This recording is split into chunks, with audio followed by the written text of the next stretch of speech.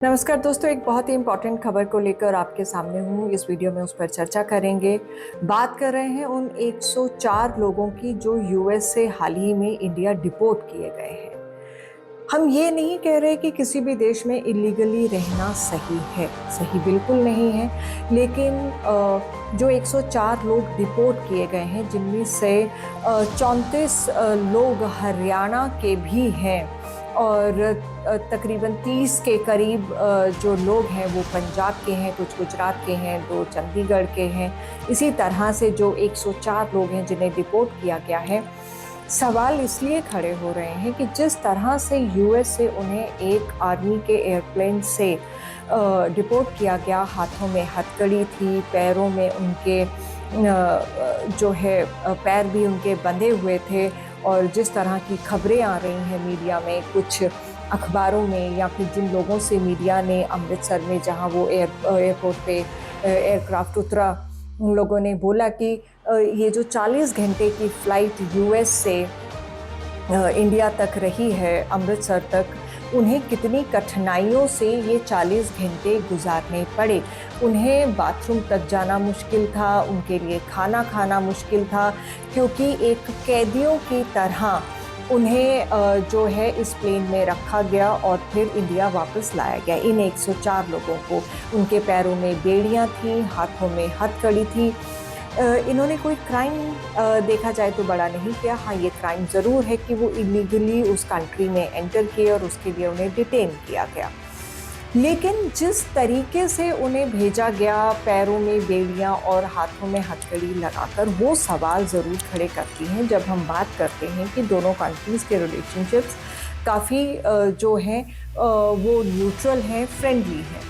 बहरहाल उन लोगों के परिवार और वो लोग अब सकते में हैं, क्योंकि वो बहुत कुछ बेचकर, अपनी ज़िंदगी को दांव पर लगाकर, विदेश का सपना देखकर, अपनी ज़िंदगी को बेहतर करने का सपना देखकर, अपने परिवार की ज़िंदगी को बेहतर करने का सपना देखकर वहाँ पहुँचे थे। और कई लोगों की तो जो बातें आ रही हैं वो ऐसी हैं कि 40-42 लाख रुपया वो देकर अमेरिका पहुँचे थे और फुल 8-9 महीने में ही उन्हें वापस आना पड़ा। एक ऐसी भी कहानी सुनने को मिली है जो कि पंजाब के रहने वाले शख्स की है। और तकरीबन इसी तरह की कुछ कहानियां हरियाणा के लोगों की भी हैं, जो डोंकी के रास्ते से गए, एजेंट को बहुत पैसे देकर गए, एक अच्छे भविष्य, एक सुनहरे भविष्य के ख्वाब लेकर गए, लेकिन वो सारे सपने आज चकनाचूर हो चुके हैं।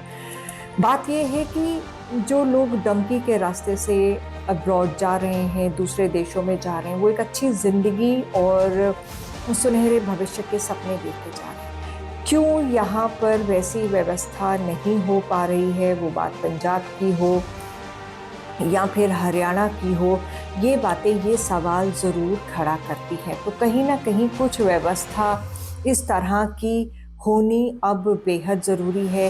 सरकार किस तरह से इन लोगों को आगे इनके साथ खड़ी होगी और किस तरह से ये अपनी ज़िंदगी को दोबारा शुरू करेंगे, ये भी एक बात है। क्योंकि कुछ लोग बहुत कर्ज़ा लेकर जो है वो वहाँ गए और अब वो जिन हालात में वापस आए हैं, मैं ये बिल्कुल नहीं कह रही हूँ कि डंकी के रास्ते आपको जाना चाहिए।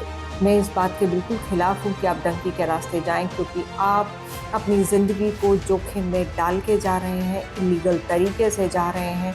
आप वहाँ इलीगली जाएंगे, पकड़े जाएंगे, आपको जेल होगी और फिर आपको वापस डिपोर्ट कर दिया जाएगा। बेहद ज़रूरी है यहाँ पर सिस्टम बदला जाए और यहाँ पर रोज़गार पैदा हों और फिर उन्हें सेटल करने की जो है नौजवानों की वो बात हो, सरकार उस तरफ सोचे।